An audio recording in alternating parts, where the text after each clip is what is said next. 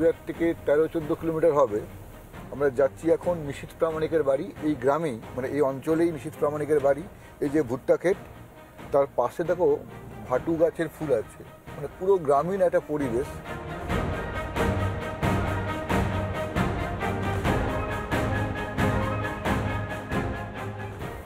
আমরা পৌঁছে গেছি ভেটাগুড়ি।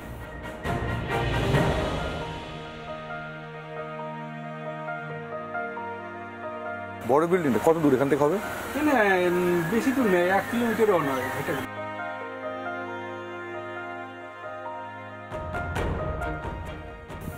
ভেটাগুড়িতেই নিশীথ প্রামাণিকের বাড়ি। এই জায়গাটা দেখে যেটা মনে হচ্ছে প্রান্তিক বাংলার গ্রাম যেমন হয় ঠিক তেমনটাই।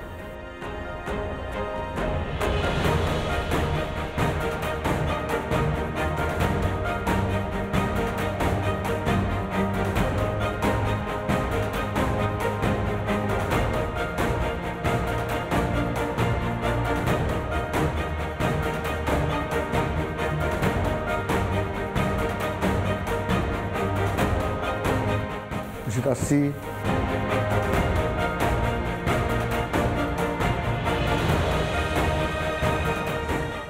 তোমার এই ঘরটা তো ঠাকুর বাড়ির মতন।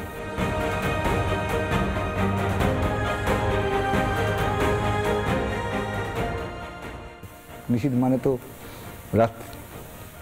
হ্যাঁ, মানে আমি বলতে চাইছি, আমি তো তোমাকে ফলো করছি, আমি দেখলাম একটা জিনিস, তুমি অনেক রাত্রি অবধি জাগো এবং সারা দিন মানে যা করো তার থেকে বেশি রাত্রিতে অনেকের সঙ্গে যোগাযোগ করো, কথা বলো, গল্প করো, মানে হাজার হাজার মানুষের ভিড় তোমার বাড়িতে। তোমার বাড়িটা আমি সকালবেলায় দেখছিলাম, হেঁটে হেঁটে যাচ্ছিলাম। একটা প্রান্তিক জায়গা বলা যায়, সেখান থেকে তুমি একটা ভারতবর্ষের সর্বোচ্চ স্তরে পৌঁছেছো এবং সেই জায়গায় দাঁড়িয়ে মানুষের সঙ্গে মানে ভিড় লেগে আছে এবং সেটা তোমার অনেক রাত্রিতে তোমার ভোর হয়ে যাচ্ছে। সেই নামের সঙ্গে কোথাও একটা মিল খুঁজে পাওয়া যাচ্ছে? না, সেরকম বিষয় না। আসলে বিষয়টা হচ্ছে যে আমার এই গ্রামেই আমার ছোট থেকে বড় হওয়া, এখানেই আমার জন্ম। তো বহু নেতা মন্ত্রী আছে যারা বড় হয়ে গেলে, মন্ত্রী হয়ে গেলে, এমএলএ হলে, এমপি হলে তারা শহর কেন্দ্রিক হয়ে যায়, শহরে গিয়ে একটা বাড়ি করে সেখানে থাকে। কিন্তু আমি আমার এই গ্রামকে আমি ছাড়িনি এবং আজীবন আমি গ্রামেই থাকবো। তো স্বাভাবিকভাবেই বিশেষ বিশেষ দরকারে শহরে যাওয়া হয়, কিন্তু গ্রামে থাকি বলেই মানুষ এত সহজেই এসে কথা বলতে পারেন, তাদের সুবিধাগুলো তারা জানাতে পারেন এবং আমিও চেষ্টা করি তাদের অসুবিধাগুলো দূর করবার জন্য। মানে দিল্লির সর্বোচ্চ স্তরে থেকে তোমার শিকড় এখানেই আছে এবং শিকড় নয়, গাছটাও এখানে আছে, তাই তো? দেখুন, এরকম হয় যে, যেমন এবারের ঘটনা বলছি, একদিনের ঘটনা, যখন G20 বৈঠক হচ্ছিল, সেই সময় বহু বিদেশ থেকে যারা এসছে, রাষ্ট্রপ্রধান যারা আছে, ইমানুয়েল ম্যাক্রন থেকে শুরু করে, ব্রিটিশ প্রধানমন্ত্রী থেকে শুরু করে বহু লোক যাদের সঙ্গে সাক্ষাৎকার হলো, কথা তাদের সাথে, তাদেরকে সি অফ করার দায়িত্বও ছিল, রিসিভ করার দায়িত্বও ছিল। সেগুলো করে রাতে যখন বাড়ি ফিরে এলাম, তখন এসে এখানকার কোনো বুথের কার্যকর্তার সাথে তার সাথে সাংগঠনিক আলোচনা হলো।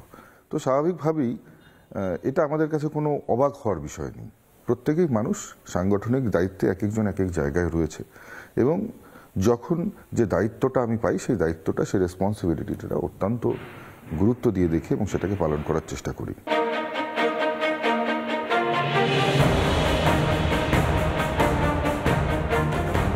একটা জিনিস আমি দেখছি, তোমার এই ঘরটা সুন্দর সযত্নে সাজানো, এটা কার চয়েস? এই যে এই সুন্দর সুন্দর, এরকম কোনো বিষয় নেই আসলে, এমন কিছু বিষয় না। স্বাভাবিক সাধারণ মধ্যবিত্ত পরিবারে যেরকম সেটাই একেবারে। আমি আসলে আমার লাইফস্টাইলটাকে কখনোই ওরকমভাবে এতটা হাই লেভেলে আমি নিয়ে যাই না, কারণ আমি মনে করি যে সাধারণ মানুষের সঙ্গে সবসময় মিশি, তাদের দুঃখ কষ্ট দেখি। তো আমরাও একেবারে এই গ্রাম থেকেই উঠে এসেছি, তো লাইফস্টাইলের জন্য মিনিমাম যে সাধনের প্রয়োজন হয় সেটাই ব্যবহার করি। এর থেকে এক্সপেন্সিভ কিছু ব্যবহার করা বা সেইভাবে সাজানো, সেটা আমরা আমাদের ক্ষেত্রে অন্তত প্রযোজ্য নয় বলে আমি মনে করি।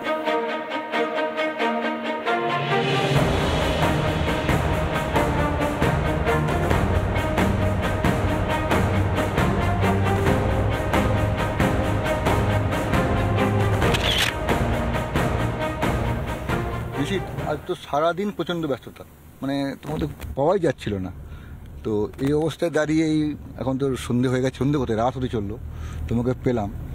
তো কতগুলো মানে আমার জিজ্ঞাসা তোমার কাছে, ধরো 2019 তুমি তৃণমূল ছেড়ে বিজেপিতে এলে, তারপর খুলজা সিমসিম,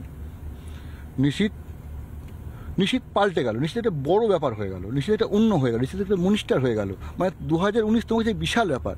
এবার কি তুমি সেই 2019 যেটা তোমার ছিল সেই চ্যালেঞ্জকে ধরে রাখতে পারবে? সেই অবস্থা, এটা কি তোমাকে চ্যালেঞ্জ? দেখুন, প্রথম কথা, আপনার হয়তো জানা নেই, আমি 2019-এর বহু আগে থেকেই রাজনীতির সঙ্গে, প্রত্যক্ষ রাজনীতির সঙ্গে যুক্ত ছিলাম, এবং বুথ স্তরের রাজনীতি থেকে শুরু করে, অর্থাৎ আমার বাড়ি যে বুথে সেই বুথ থেকে শুরু করে অঞ্চল থেকে শুরু করে ব্লক স্তরের, মণ্ডল স্তরের রাজনীতি, এবং সেখান থেকে জেলা স্তরে, এবং তার পরবর্তীতে রাজ্যে, এবং এখন আমি সর্বভারতীয় রাজনীতির সঙ্গে যুক্ত।